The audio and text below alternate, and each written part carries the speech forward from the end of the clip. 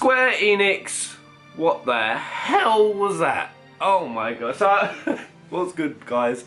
I've just woken up after our very late traversal into the E3 festa yesterday. And I want to record this while it was first thing on my mind. Now E3 as a whole so far has been pretty meh, pretty down the line. In my personal opinion, Microsoft is stealing it so far. The Bethesda showing, not bad. I only watched the catch up on that, so to be fair, I can't fully judge that one. EA, of course, they absolutely shat all over their own faces. They always do. Ubisoft were, I'm gonna say it, despite all the cringe, the dancing pandas, the just unnecessary showmanship that just comes across as super lame half the time, at least they gave it some oomph. At least respect the effort. More, even if it doesn't play off that well for me personally. But Square Enix, now you're a whole other kettle of fish. You have been, once again, the laziest, incompetent developer at E3.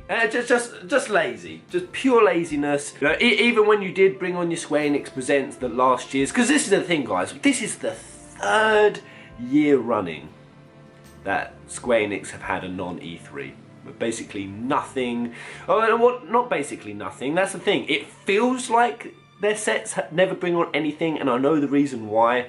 It's because they always show their golden goose, their golden egg. They always let someone else reveal it for them. Often just the set before. So I remember 2017, I think it was, Dissidia NT, that got shown the set before. And then when it comes to Square Enix, they've played their trump card already, or another developer has for them, and then they're just putting on a repeat trailer. And again, it happened again this year, Kingdom Hearts, you let Xbox show it off.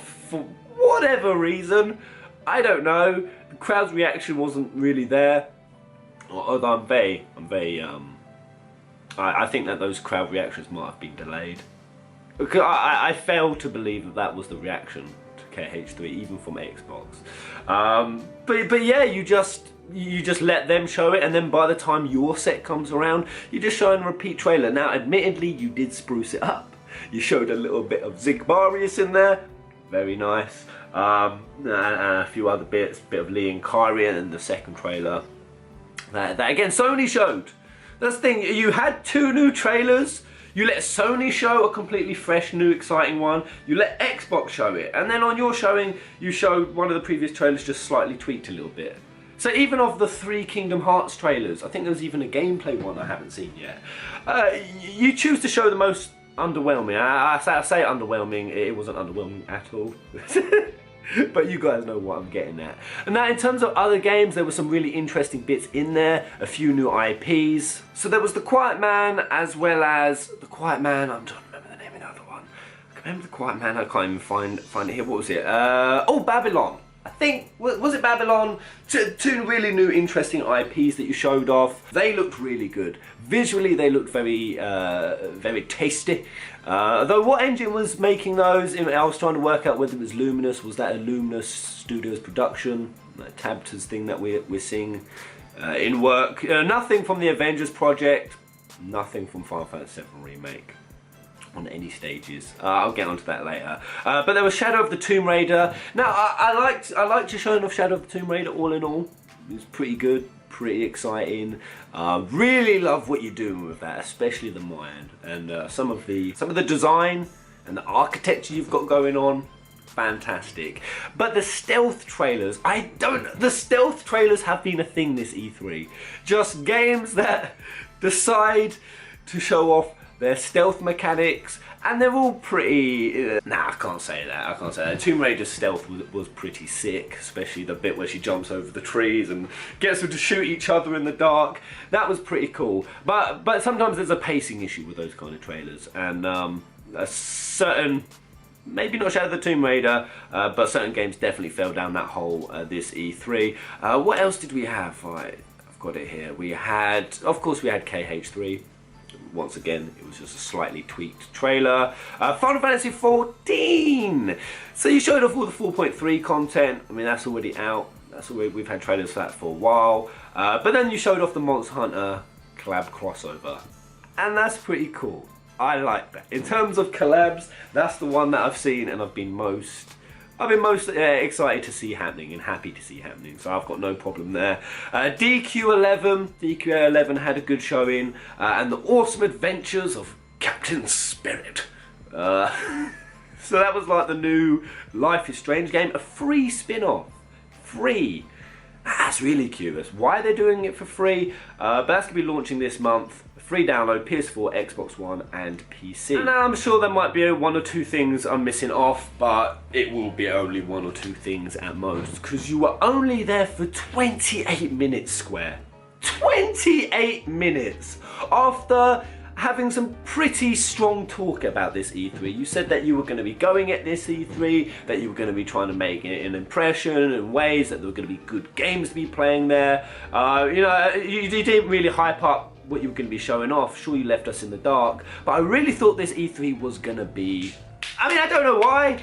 I do. I shouldn't expect you to be put on a great show anymore, because to me, and this has been the thing that I've complained about for a long time, you just do not have the Western staff to put on any good, competent shows. You just haven't. Even when you've tried to do the presenting, the staff have just been completely useless. And I don't want to sound like a jackass when I say that, but I'm going to, and I'm going to stick to it. When you have staff who, when their idea of going to E3 involves advertising TCG cards and then rounding out with 40 minutes of people sat around a desk playing on their mobiles. Come on!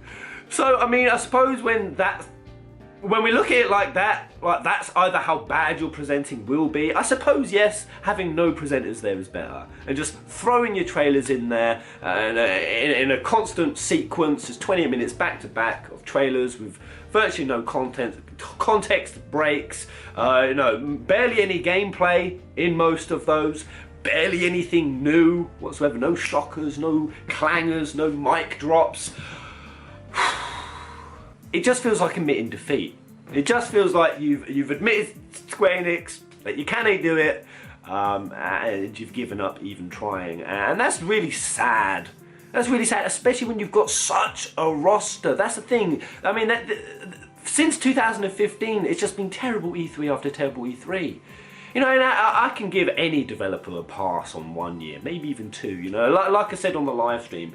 Devs' portfolios, where a game is just finished, where it's picking back up. Every dev can hit an elapse year. I mean, not much in the pipeline, not much to show off. It happens to everyone, but not 3 years back to back.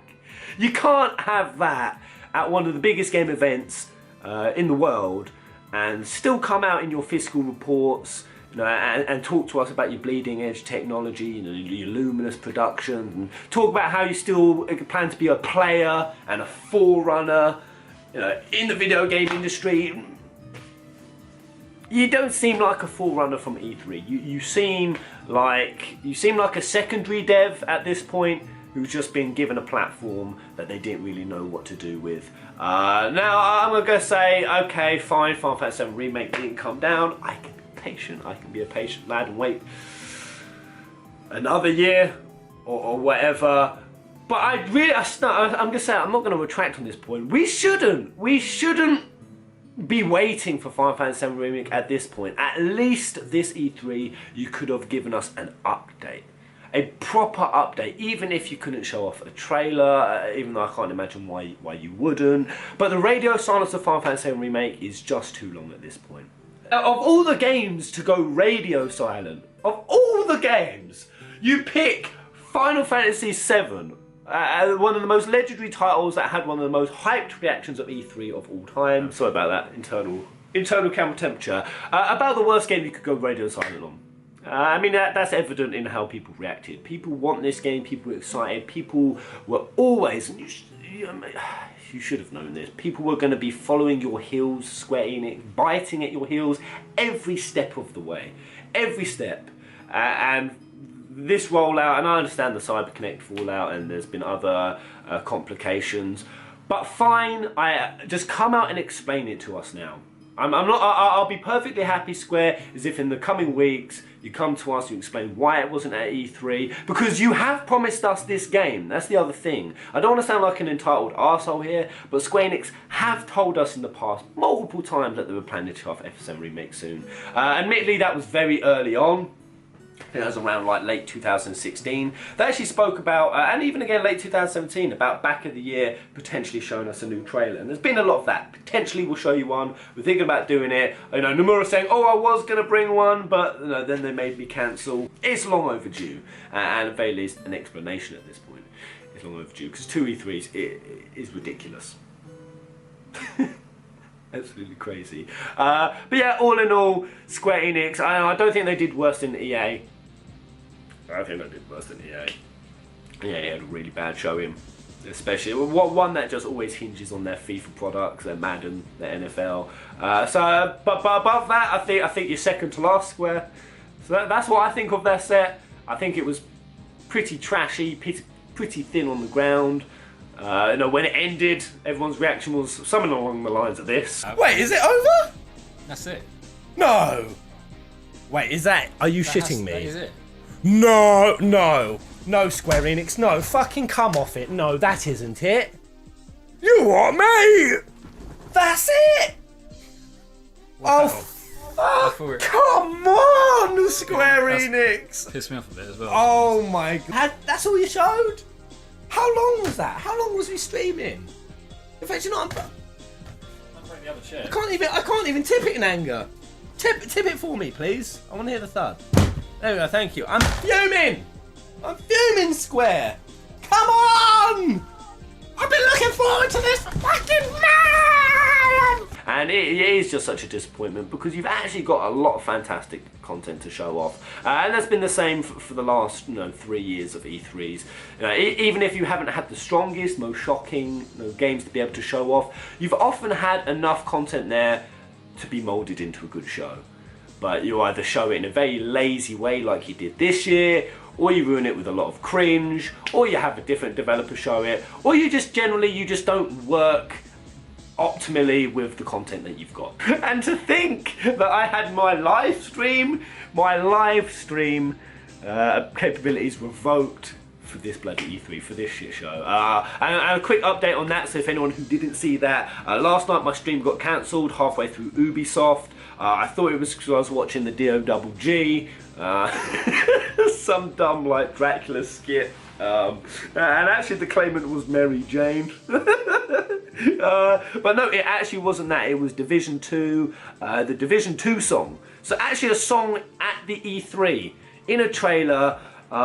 They decided to slap heavy copyrights that banned anyone who showed it, which on Ubisoft's behalf, I really hope this causes some outrage, because a lot of people stream E3, and for a lot of people live streaming is their livelihood, and for you to go putting those kind of restrictions on a song, even accidentally is still a shitty thing to do, because they have certain tiers of copyright, how heavy the restrictions are, and they accidentally whacked on full restriction. Now there was a tweet out saying that they're going to be looking to fix it. It hasn't been done yet, so I really hope I get my live stream capabilities back, and soon, because if you don't fix this, oh, you're going to have a witch hunt after you, Ubisoft. You certainly are. You know, it's already shit enough that you accidentally put on the hardest penalties of copyright, when you only intended to put on a little bit.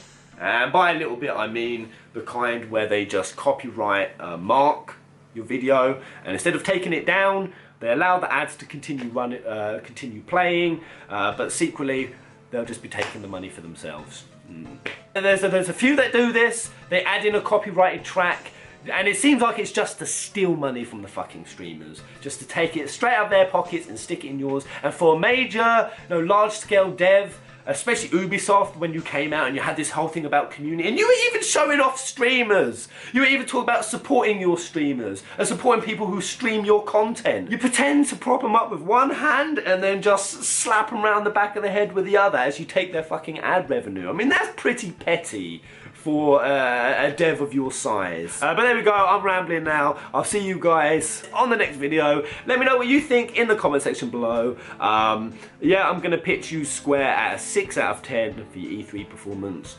Purely for the disregard and the evident giving of no shits. I'm not surprised. No, when 30 years of Final Fantasy, your biggest founding franchise, when you even managed to treat that with such disregard by trying to sell cake, wine and glasses, crystal glasses that range up to $700, it's clearly the demographic of the typical Final Fantasy fan, you know, buys crystal glasses and sips Swarovski. I'm done. I'm gonna get myself back into rant until the next video.